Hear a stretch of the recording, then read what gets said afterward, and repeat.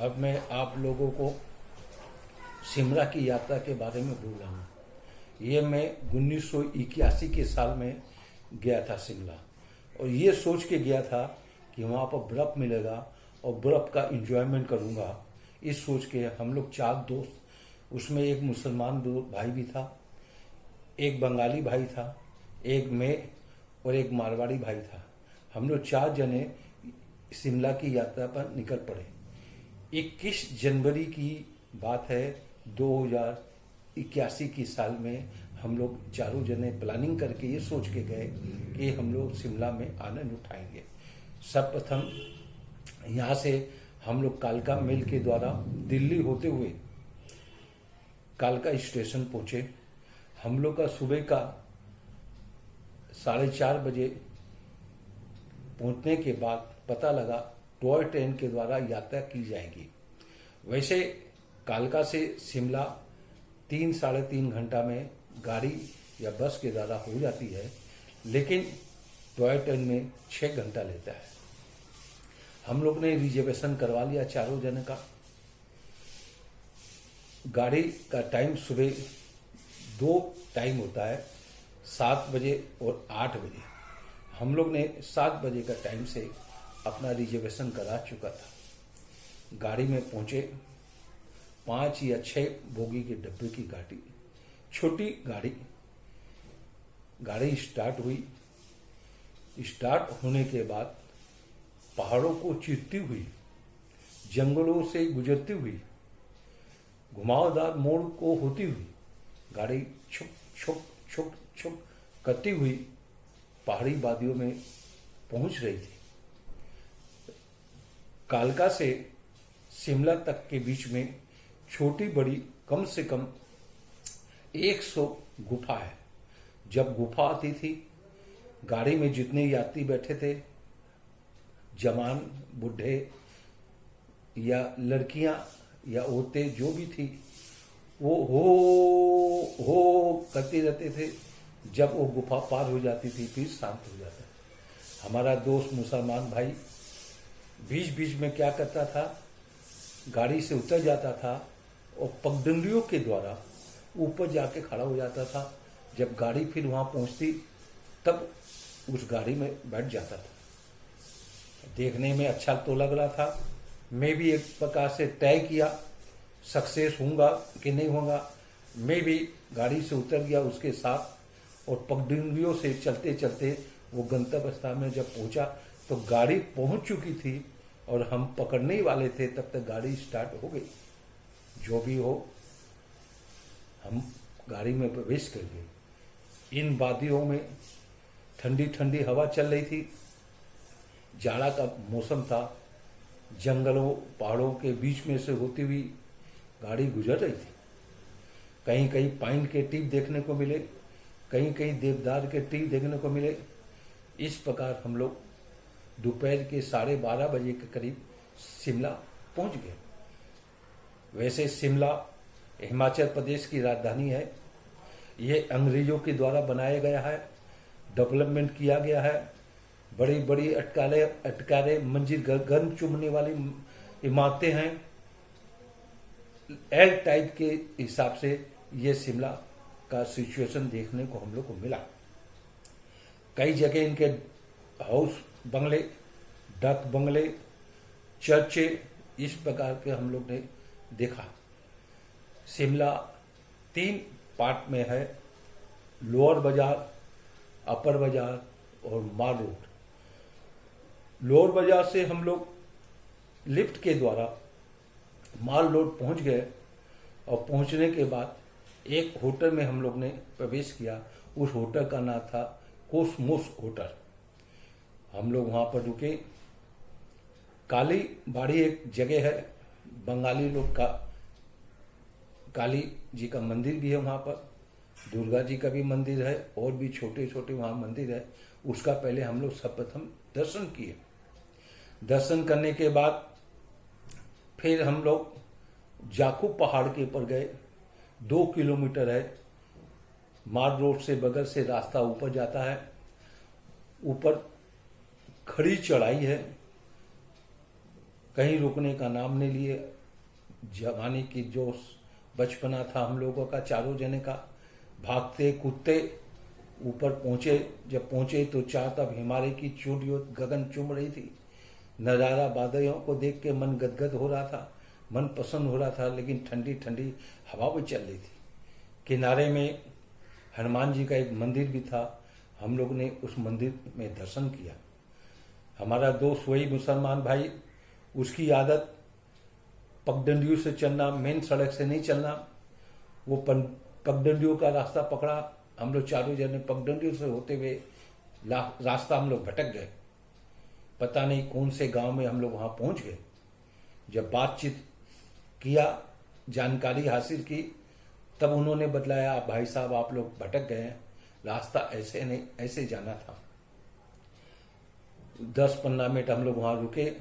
छोटी सी एक झोपड़ी थी, उसमें एक महिला आई, हम लोग को गरम गरम दूध दिया और कुछ नाश्ता दिया। उसका नाश्ता करके हम लोग रवाना हुए हैं। मेरा दोस्त बोला, आप हर कई जगह नाश्ता कर लेते हैं। मैं बोला कि भाई सामने वाले ने फरमाइश किया, मैं उसका मन को क्यों दुखाऊं, और दूध के मामले में मैं पीछे रहने वाला नहीं हूं। इस प्रकार से यात्रा करते हुए हम लोग फिर अपने होटल में आए। और जिस पर्पज से हम लोग सोचे थे यहाँ बर्फ मिलेगा, चारों तब भुरभुरी बर्फ हुई, लेकिन कहीं देखने को नजारा नहीं मिला। दूसरे दिन हम लोग निकले, फागू गए, कुल्फी गए, चेल गए, तीनों जगह गए, कहीं पर भी बर्फ का देखने को हम लोग को दर्शन नहीं मिला। वो देश था कि बर्फ में कूदेंगे, हो करेंगे, आनंद लेंगे, लेकिन लेने नहीं पाए। हम लोग आपस में चर्चा कर रहे थे रूम में वेटर आया, बेरा, उसने कहा बाबूजी क्या बात है। मैंने कहा भाई ऐसे ऐसे हम लोग कलकत्ता से आए, यहाँ बर्फ का एंजॉयमेंट करना था, लेकिन यहाँ बर्फ कहीं नहीं मिला। उसने कहा बाबू चेल गए, हम बोले गए, फागू गए, कुफरी गए, लेकिन तीनों जगह बर्फ नहीं मिला। वो बहुत सोच विचार करके हम लोग को बोला कि आप नारकंडा चल जाइए। उससे पता लगाया, उसने बोला यहाँ से 55 किलोमीटर करीब है, नीचे लोअर बाजार में चल जाइए, बस के द्वारा आप नारकंडा जाइए। 2 बजे दोपहर के समय बस छूटने की टाइम होती है। हम लोग उसी विचार पर सामान बांधे, अपना सब होटल का रूम का किराया मैनेजर को दिया, और देने के बाद हम लोग बस स्टैंड पहुंचे। बस लगी हुई थी नारकंडा जाने के लिए, और वहां पर एक सुरक्षित सीट हम लोग को चारों को मिल गई। हम लोग उसमें बैठ गए। बस रवाना होने के बाद शिमला छोड़ते हुए आगे बढ़ती जा रही है। छोटे छोटे गांव आ रहे हैं, झोपड़ियां आ रही हैं, वन आ रहे हैं, जंगल आ रहे हैं। पाइन के और देवदार के बीच लंबे लंबे नजर देखने को मिले। ये भी हम लोग के जीवन की प्रथम यात्रा थी। ठंडी ठंडी हवा भी बह रही थी। खिड़कियां के जंगले को बंद कर दिया गया। कुछ गर्म कपड़े हम लोग ने पहन लिया, क्योंकि धूप ढल रही थी। घंटा भर के बाद हम लोग नारकंडा पहुंचे। न ज्यादा धूप थी, न ज्यादा रात्रि का समय था। रात आने वाली और धूप प्रकाश का जाना हो रहा था। उस मौसम के समय हम लोग पहुंचे। बस रुकी। हमारा एक दोस्त पिंटू था, वो जल्दी से उतरा। उसका आधा पांव बर्फ में धंस गया। मैंने जोर से बोला, ड्राइवर जी कृपा करके बस को आगे बढ़ाइए, यहाँ तो बर्फ ही बर्फ है। उसने एक आगे बढ़ाया। थोड़ी सी ऊंची जगह में हम लोग को रोका। हम लोग चारों जने उतरे, अपना अपना सामान लेके। सामने ही एक नया होटल बना हुआ था, भव्यता से चमक रहा था। उसी होटल में हम लोग प्रवेश कर दिए।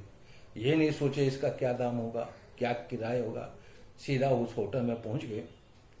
मालिक ने कहा, भाई अभी इसका ओपनिंग भी नहीं हुआ है, आप लोग हमारे प्रथम ग्राहक हैं, आप लोग को कुछ इसमें डिस्काउंट मिल जाएगा। रात हो चली थी।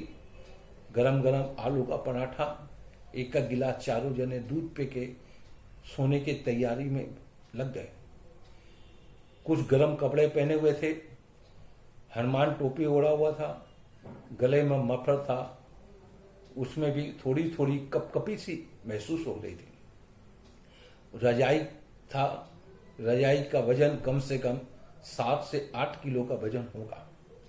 पूरा रजाई ओढ़ते थे, घुटन महसूस होती थी, नहीं ओढ़ते थे, हल्की हल्की ठंड महसूस होती थी। किसी तरह हम लोग रात बिताए। सुबह जब उठे, संजोग ऐसा था होटल का कमरे का, खिड़की खुलते ही मैंने देखा चारों बर्फ ही बर्फ नजर आ रही है। आकाश में लाल पीले बादल कुछ कुछ दूर तक फैले हुए हैं। थोड़ी सी देर के बाद देखते हैं स्नोफॉल हो रहा है, बर्फ गिर रही है। विचार हुआ हम लोग तैयारी करें और चलें इस वातावरण का आनंद उठाने के लिए।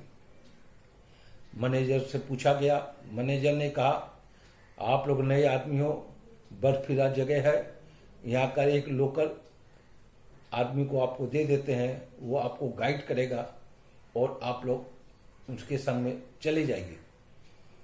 हम लोग का दोस्त एक पिंटू बाबू थे, वो मोटे थे, हम लोग उसको आगे आगे करते थे। उसका भारी शरीर होने के कारण उसका पांव उसमें पड़ता बर्फ में, उसी के बर्फ में हम लोग पांव रख रखे आगे जाते। आगे में वो लोकल व्यक्ति हम लोग को मार्गदर्शन कर रहा था। एक वैली टाइप की आई, वहां पर स्केचिंग होती है, आइस स्केचिंग हो रही थी। 2-3 आदमी उसमें कर रहे थे और बर्फ भी पड़ रही थी। एक दूसरे पर हम लोग बर्फ उछाल रहे थे, ऊपर से नीचे फेंक रहे थे। कहीं कहीं ढलान था तो ढलान में खड़े होके स्लिप खाते हैं, उसे बर्फ में खेल कूद कर रहे थे। आनंद तो बहुत आ रहा था, मजा भी बहुत आ रहा था इस प्रकार की वातावरण को देखते हुए।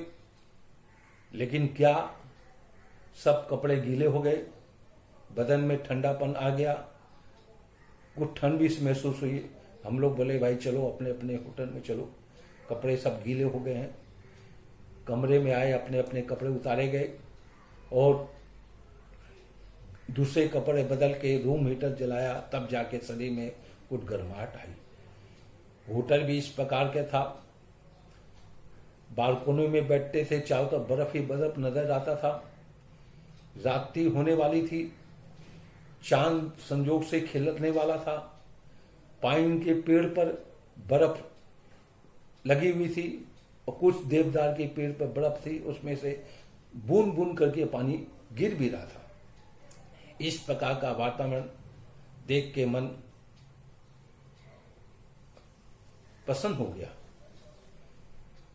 चांद जब खिल रहा था, निकलने वाला था, यानी उसकी किरणों के द्वारा देवदार को चीरती हुई उस वादियों में, बर्फीली वादियों में जब प्रकाश पड़ा और धीरे धीरे जब चांद ऊपर उगा तो हम लोग के चारों तरफ चांद का प्रकाश देख के नजारा, आकाश में तारे टमटमा रहे थे, ये देखने लायक थी। सुबह फिर हम लोग उठे, वातावरण एकदम साफ था।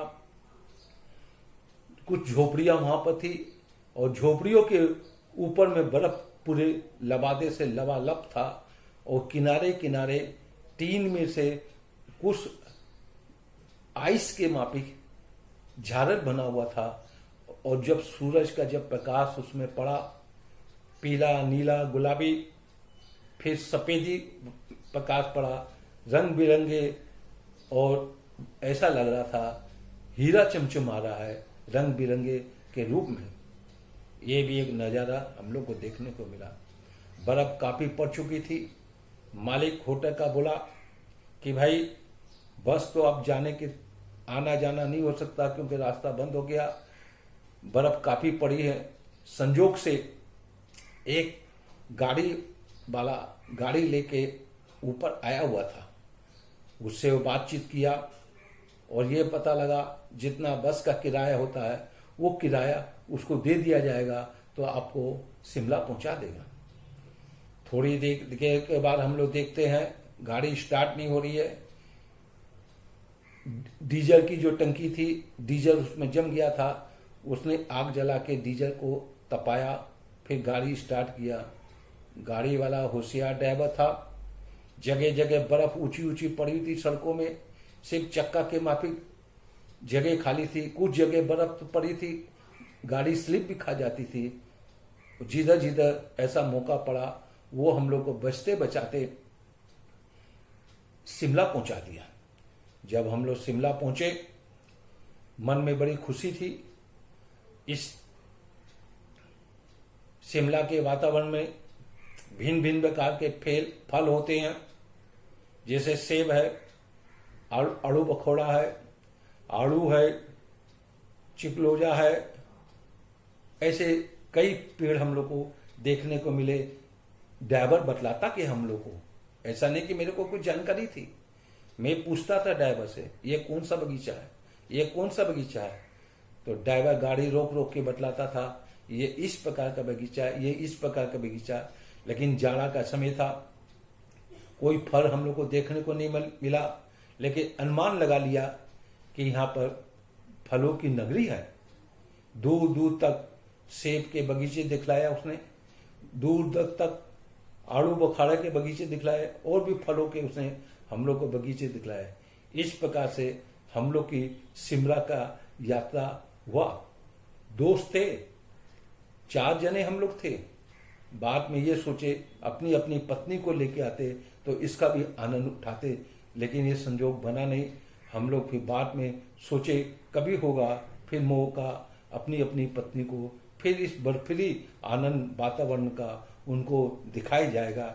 आगे मैं आप लोग को कश्मीर की यात्रा बोला था, अब मैं शिमला की यात्रा बोला हूँ। अब इसके बाद हो सका तो नैनीताल की यात्रा के बारे में मैं वर्णन करूंगा।